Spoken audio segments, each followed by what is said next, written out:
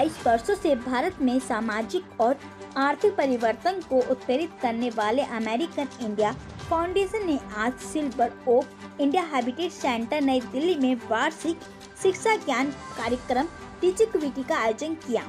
पहुंच और गुणवत्ता पर चर्चा करते हुए टीचिंग शिक्षा में पैमाना और नवाचार लाने के लिए सहयोग की शक्ति का प्रदर्शन करते हुए कोविड-19 के बाद नई देश व्यवस्था और सीखने के भविष्य में STEM शिक्षा और करियर की भूमिका पर चर्चा की। AIF के पुरस्कार विजेता प्रमुख शिक्षा कार्यक्रम डिजिटल द्वारा संचालित टीचिंग ने 120 क्षेत्रीय विशेषज्ञों, नीति निर्माताओं, शिक्षाविदों को बच्चों के लिए एक बेहतर दुनिया बनाने, शिक्षा शास्त्र के रूप में प्रौद्योगिकी का उपयोग करने और उन्हें 21वीं सदी के लिए तैयार करने पर विचार करने के लिए एक साथ जोड़ रहा है। प्रतिष्ठित पैनल में प्रमुख नीति निर्माता, शोधकर्ता, शिक्षाविद और शिक्षा व्यवसायी शामिल थे, जैसे श्री चिंतन वैष्णव, मिशन निदेशक अटल इनोवेशन मिशन, नीति आयोग श्री विश्वजीत साहा, निर्देशक कौशल शिक्षा CBSE, डॉक्टर निशा मेहता, प्रमुख वाइस किरण प्रभाग, विज्ञान और प्रौद्योगिकी विभाग, मूनलैंड टेक्नोलॉजी के निर्देशक डॉक्टर मायल स्वामी अनदुराई, इसरो के पूर्व निदेशक श्री तापसीलन, IAS प्रधान निदेशक स्कूल शिक्षा आदि लोग शामिल थे। साथ ही आपको बता दें कि Larsen and Toubro limited Shri Sanjay Gupta, CEO English helper, lieutenant Sanyukta Chaturvedi, निदेशक digital equaliser American India foundation और श्री प्रस्कन प्रमुख innovation and technology. AIF Bharat में शिक्षा के बदलते परिदृश्य पर चर्चा करने के लिए क्षेत्रीय विचारकों को एक साथ लाने के लिए एक व्यापक विषय के साथ टीचिंग की शुरुआत ट्विटर द्वारा मुख्य भाषण के साथ हुई।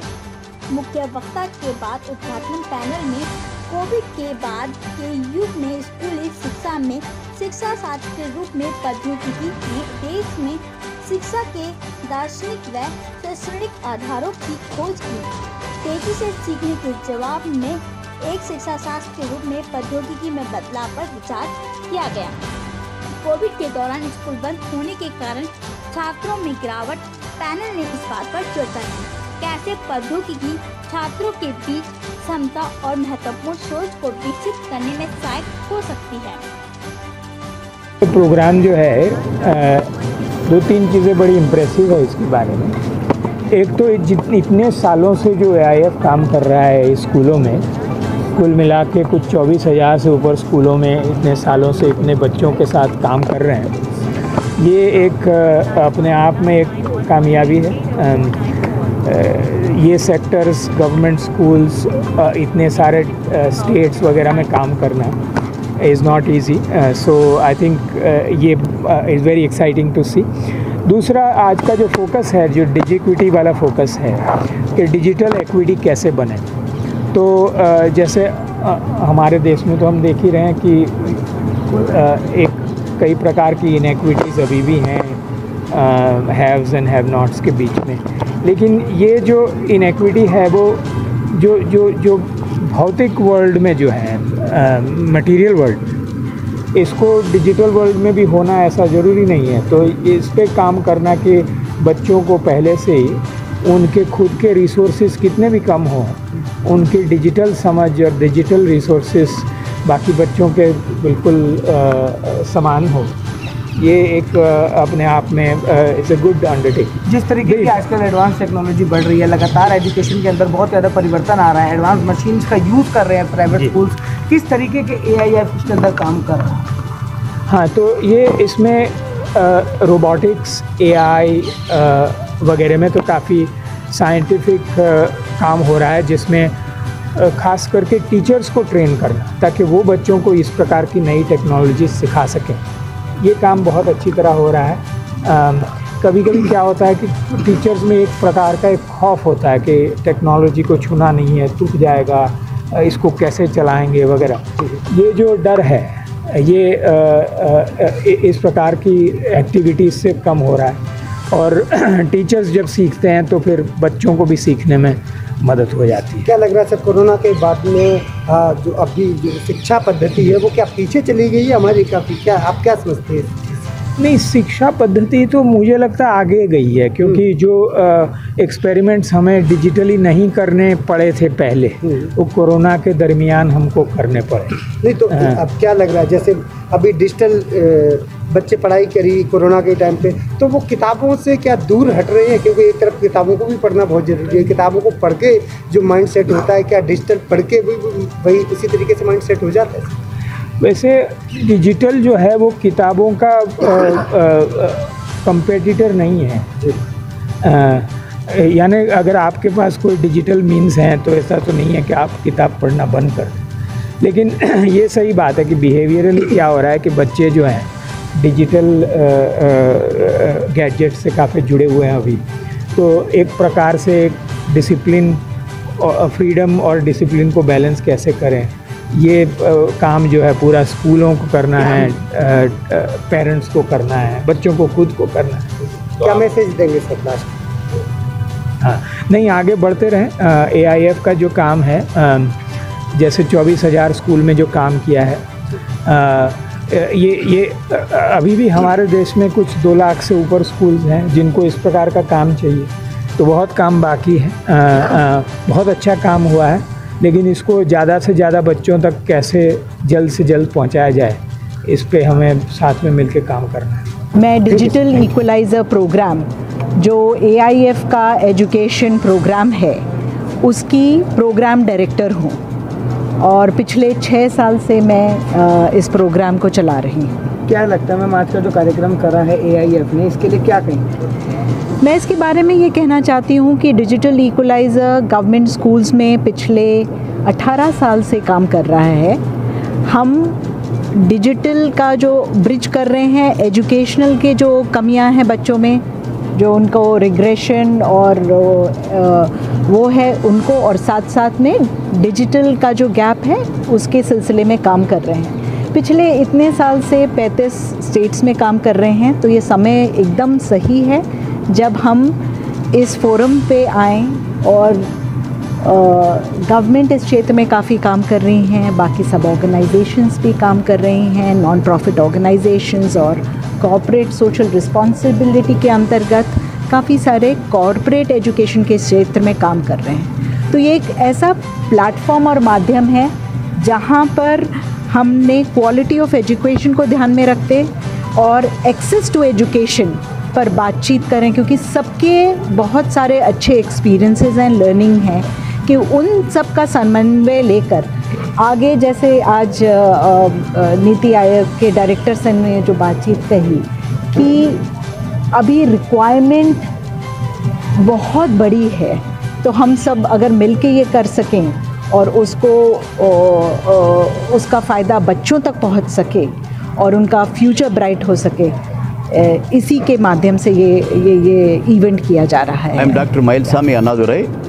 worked in ISRO Satellite Center for 36 years and various programs, some of the signature missions like Chandrayaan and Mangalyaan.